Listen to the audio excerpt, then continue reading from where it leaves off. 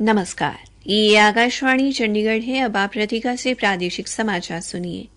प्रधानमंत्री नरेंद्र मोदी ने आज रोजगार मेले के अंतर्गत 70,000 नवनियुक्त उम्मीदवारों को नियुक्ति पत्र वितरित किए। प्रधानमंत्री ने कहा कि एक दशक पहले के मुकाबले भारत आज ज्यादा मजबूत और सुरक्षित है।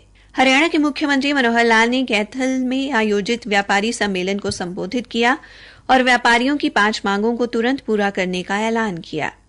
हरियाणा सार्वजनिक उपक्रम ब्यूरो के अध्यक्ष सुभाष बराला ने कहा है कि किसी भी कर्मचारी एवं अधिकारी को पदोन्नति या वेतन वृद्धि से वंचित नहीं रहने दिया जाएगा और हरियाणा समेत आज उत्तरी भारत में भूकंप के झटके महसूस किए गए। अब समाचार विस्तार से। प्रधानमंत्री नरेंद्र मोदी ने आज रोजगार मेले के अंतर्गत 70,000 नवनियुक्त उम्मीदवारों को नियुक्ति पत्र वितरित किए। इस अवसर पर नवनियुक्त उम्मीदवारों को संबोधित करते हुए श्री मोदी ने कहा कि एक दशक पहले के मुकाबले भारत आज ज्यादा सुरक्षित एवं मजबूत देश है। उन्होंने कहा कि भारत को इसकी राजनीतिक स्थिरता, मजबूत सरकार और प्रगतिशील सुधारों के लिए जाना जाता है। उन्होंने कहा कि आज समूचा विश्व विकास की अपनी यात्रा में भारत के साथ चलने के लिए तैयार है। प्रधानमंत्री ने कहा कि ये रोजगार मेले राष्ट्रीय जनतांत्रिक गठबंधन और बीजेपी सरकार की नई पहचान बन गए हैं। उन्होंने इस बात पर प्रसन्नता व्यक्त की कि भारतीय जनता पार्टी द्वारा शासित राज्य भी लगातार रोजगार मेलों का आयोजन कर रहे हैं। उन्होंने कहा कि आज निजी एवं सार्वजनिक क्षेत्र में रोजगार के अवसर बढ़ रहे हैं और स्टार्टअप की मदद से युवाओं का विश्वास बढ़ा है। श्री मोदी ने कहा कि सरकारी भूमिकाओं की जिम्मेदारी संभालने हेतु आने वालों के लिए ये एक महत्वपूर्ण समय है। उन्होंने कहा कि आजादी के अमृतकाल का युग हाल ही में शुरू हुआ है। प्रधानमंत्री ने विश्वास व्यक्त किया कि नौकरी पाने वाले युवा भारत को आगामी 25 वर्षों में एक विकसित देश बनाने के लक्ष्य की पूर्ति के लिए कार्य करेंगे। उन्होंने कहा कि देश भर में चल रहा ये रोजगार अभियान पारदर्शिता और सुशासन का प्रमाण है। श्री मोदी ने कहा कि भाषाएं सपनों को साकार करने में बाधा नहीं होनी चाहिए।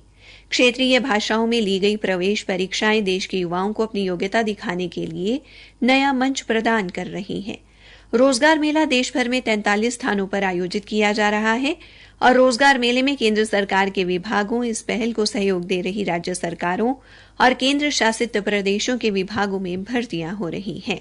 हरियाणा के मुख्यमंत्री मनोहर लाल ने आज वीडियो कॉन्फ्रेंसिंग के माध्यम से कैथल के अमृत फार्म में आयोजित व्यापारी सम्मेलन को संबोधित किया। कुरुक्षेत्र लोकसभा क्षेत्र के व्यापारियों को संबोधित करते हुए मुख्यमंत्री ने उनके द्वारा दिए गए मांग पत्र में से 5 मांगों को तुरंत पूरा करने का ऐलान किया और शेष मांगों को भी जल्द पूरा करने का आश्वासन दिया। हैफेड के अध्यक्ष कैलाश भगत द्वारा आयोजित इस व्यापारी सम्मेलन की अध्यक्षता सांसद अनिल अग्रवाल ने की। व्यापारियों की मांग पर चर्चा करते हुए मुख्यमंत्री ने कहा कि प्रदेश की सब्जी मंडियों में हरियाणा ग्रामीण विकास निधि शुल्क और मंडी शुल्क तय किया जाएगा तथा अनाज मंडियों में समितियां गठित कर मंडी शुल्क का कुछ हिस्सा उन्हें दिया जाएगा ताकि वे अपने स्तर पर छोटे मोटे विकास कार्य करवा सकें। उन्होंने कहा कि कैथल के ट्रांसपोर्ट नगर में व्यापारियों को दी गई दुकानें वे हरियाणा विकास प्राधिकरण की नीति के कारण आगे नहीं बेच पाते। इसको लेकर नियमों में छूट दी जाएगी। मुख्यमंत्री ने कहा कि कैथल की 133 साल पुरानी अनाज मंडी की क्षमता बढ़ाने को भी मंजूरी दी जाएगी। केंद्रीय पर्यावरण एवं वन राज्य मंत्री अश्विनी कुमार चौबे ने आज हरियाणा के गृह मंत्री अनिल विज के साथ अंबाला दिल्ली राष्ट्रीय राजमार्ग पर 22 एकड़ क्षेत्र में बने 1857 की क्रांति से संबंधित शहीदी स्मारक का अवलोकन किया। केंद्रीय राज्य मंत्री अंबाला में श्री विज के साथ शिष्टाचार भेंट के लिए आए थे। इस शहीदी स्मारक को बनाने के लिए श्री अनिल विज की प्रशंसा करते हुए उन्होंने कहा कि श्री विज की पहल पर तैयार किया गया यह स्मारक दुनिया भर से लोगों का ध्यान आकर्षित करेगा। उन्होंने कहा कि आने वाले दिनों में गृहमंत्री अनिल विज के निमंत्रण पर प्रधानमंत्री नरेंद्र मोदी इसका उद्घाटन करेंगे। इस शहीदी स्मारक में 1857 की क्रांति का संपूर्ण चित्रण किया गया है। श्री चौबे ने कहा कि यह धरोहर अंबाला की ही नहीं होगी बल्कि पूरे देश व दुनिया की होगी। प्रादेशिक समाचार आकाशवाणी चंडीगढ़ से प्रसारित किए जा रहे हैं। हरियाणा सार्वजनिक उपक्रम ब्यूरो के अध्यक्ष सुभाष बराला ने कहा है कि किसी भी कर्मचारी और अधिकारी को पदोन्नति या वेतन वृद्धि जैसे वाजिब हक से वंचित नहीं रहने दिया जाएगा। श्री बराला आज ब्यूरो की स्थायी समिति की अध्यक्षता कर रहे थे। बैठक में हरियाणा ग्रामीण विकास निधि प्रशासकीय बोर्ड से संबंधित निजी सहायक का पद निजी सचिव के तौर पर अपग्रेड करने पर चर्चा की गई। इसके अलावा हरियाणा राज्य सरकारी चीनी मिल संघ के तहत कुरुक्षेत्र जिले के शाहबाद में स्थापित किए जा रहे इथेनॉल संयंत्र में नए पद सृजित करने पर भी चर्चा हुई। बैठक के दौरान मुरथल के हरियाणा कृषि अनुसंधान एवं विकास केंद्र में जूनियर साइंटिस्ट के वेतन के स्केल, हरियाणा विद्युत प्रसारण निगम के राष्ट्रीय राजधानी क्षेत्र के मुख्य अभियंता के कार्यकाल में वृद्धि करने और हरियाणा राज्य प्रदूषण नियंत्रण बोर्ड में मुख्य पर्यावरण अभियंता एवं मुख्य वैज्ञानिक अधिकारी के पद के लिए सेवा नियम बनाने के मुद्दे पर भी विचार किया गया। श्री बराला ने अधिकतर मुद्दों पर सकारात्मक ढंग से निर्णय लेने को कहा और अधिकारियों को जरूरत अनुसार पदों का जल्द से जल्द सृजन करने के निर्देश दिए ताकि लोगों के कार्य बाधित न हो। उन्होंने कर्मचारियों को वेतन वृद्धि एवं अन्य लाभ मिलते रहने पर भी बल दिया।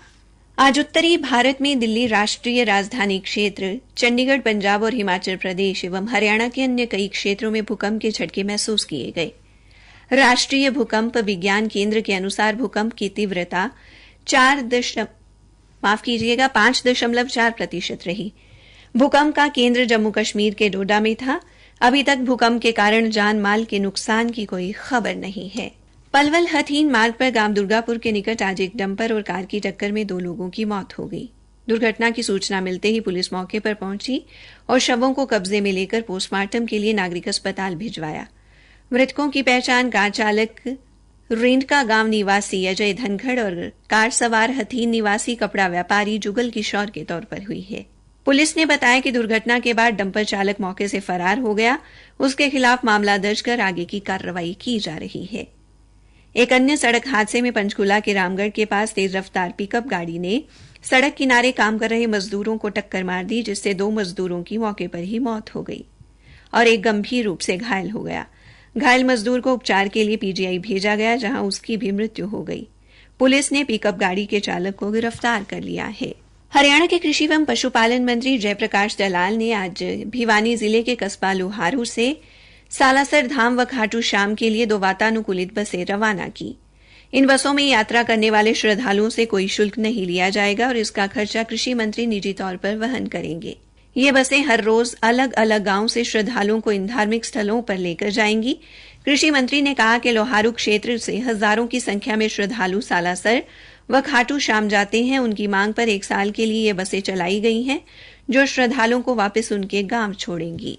हरियाणा के मुद्रण एवं लेखन सामग्री मंत्री संदीप सिंह के नेतृत्व में आज तीर्थ विकास दर्शन यात्रा का आयोजन किया गया। भारतीय जनता पार्टी के सैकड़ों कार्यकर्ता श्री संदीप सिंह के नेतृत्व में अपने वाहनों के काफिले के साथ कैथल जिले के विभिन्न तीर्थों के दर्शन करते हुए राष्ट्रीय राजमार्ग 152D पर वापस पहुंचे। इस दौरान गांव गुमथला गढ़ू के सोम तीर्थ पर भगवान सोमेश्वर महादेव की पूजा अर्चना करने के बाद आयोजित कार्यक्रम में लोगों से रूबरू होते हुए श्री संदीप सिंह ने कहा कि प्रदेश सरकार ने सोमनाथ तीर्थ के विकास के लिए 87 लाख रुपए की राशि स्वीकृत की है, जिससे तीर्थ के जीर्णोद्धार का काम किया जा रहा है। उन्होंने कहा कि मुख्यमंत्री का ये प्रयास संस्कृति के संरक्षण के साथ साथ जल बचाने की दिशा में भी कारगर साबित होगा।